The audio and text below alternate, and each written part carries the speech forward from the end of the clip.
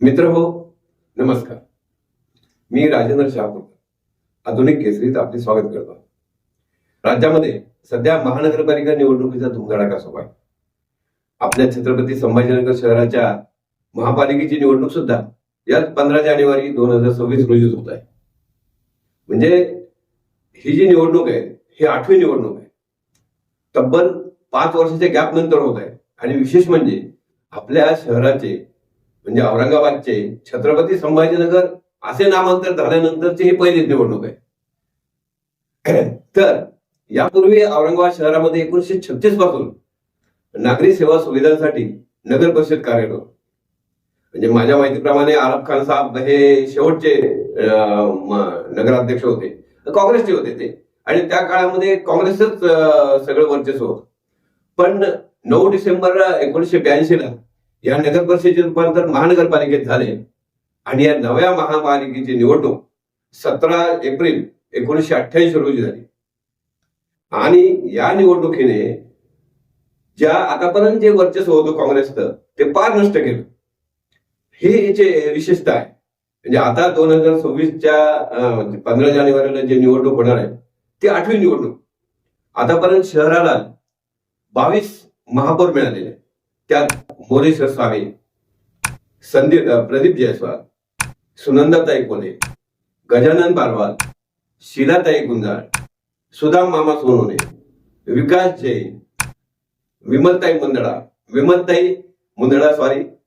राजपूत, रुक्मिणीताई शिंदे, किशनचंदजी तनवानी, अनिताताई घोडेले, कला ओझा, त्रिंबक तुपे आणि नंदकुमार घोडेले, हे जे 14 महापौर होते हे शिवसेनेचे. डॉक्टर भागवत कराड 2 वेळेस महापौर झाले आणि विजयाताई रहाटकर आणि भगवान घडमोडे असे 4 वेळेस हे भाजपचे महापौर झाले. तर डॉक्टर शांताराम काळे, मनमोहन सिंग वगैरे आणि अशोक सरांना हे तिघे काँग्रेसचे. आणि विशेष म्हणजे हे तिघे काँग्रेसचे झाले हे पहिल्या 2088 ते 1992 या काळात, 1988 ते 1992 याच काळात झालेले ओबेरॉयजी, अशोक सायनाजी आणि शांताराम काळे तर पहिलेच महापौर झाले. यांना नंतर मात्र काँग्रेसला कधी ते महापौर पदाचं सुख लाभलेलं नाही. आणि एक नंतर जे झाले ते तर अतिशय नशीबवान म्हणता येईल, म्हणजे आपले रशीद भाऊ. म्हणजे महापौर पदच तेव्हा राखीव होतं. आता त्या राखीव पदासाठी ते एकमेव लायक होते, दुसरं त्या गटामध्ये कोणी आलेलंच नव्हतं. त्यामुळे अतिशय नशीबवान महापौर म्हटलं तर ते रशीद भाऊला म्हणता येईल. तर मित्र हो, हे या निवडणुकीच्या निमित्तानं एक मोठं म्हणजे शिवसेनेचे मुंबई ठाण्याबाहेरचे हे सीमोल्लंघन ठरले. हे फार महत्वाचे. राज्याच्या राजकारणाची दिशा सेनेच्या या उदयामुळे फार बदलून गेली. मराठवाड्याच्या राजधानीत 1985 मध्ये स्थापन झालेल्या या हिंदुत्ववादी संघटनेचे पडसाद नंतर पूर्ण मराठवाड्यावर उमटले. पूर्ण खेड्यापाड्यात, मराठवाड्याच्या खेड्यापाड्यात शिवसेना पोहोचली. हे फार मोठं म्हणजे याला आपल्याला विशेष म्हणावं लागेल 88च्या नंतरचं झालेलं.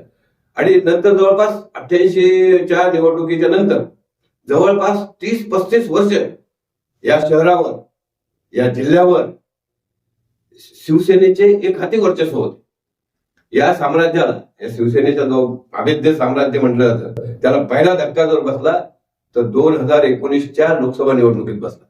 म्हणजे काय झालं, 2090 पासून जे 2019 पर्यंत अगदी सगळं सेनेचे सर्व असलेले म्हणजे पालकमंत्री काही काळ राहिले, ते खासदार राहिले, आमदार राहिले, असे जे चंद्रकांत खैरे होते, मोठं एक बॉस, तर त्यांचा जो पराभव झाला 2019च्या निवडणुकीत तो फार मानहानिकारक होता.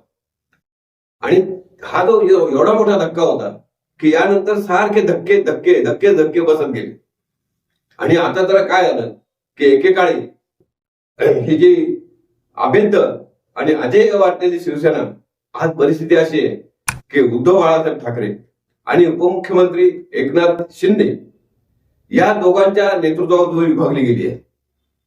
शिवसेना प्रमुख बाळासाहेब ठाकरे यांचे रक्ताचे वारसदार असलेले उद्धव ठाकरे यांच्या नेतृत्वावर प्रश्नचिन्ह निर्माण झालेलं आहे. ही सगळी पार्श्वभूमी आताच्या या निवडणुकीला आहे. त्यामुळे आपण 1995 पासून राजकीय बाग या ज्या काही घडामोडी घडल्या त्याच्यावर राजकीय बाग होणार आहे. तर ही राजकीय बाब जी आहे ती अतिशय वेगळी ठरणार आहे.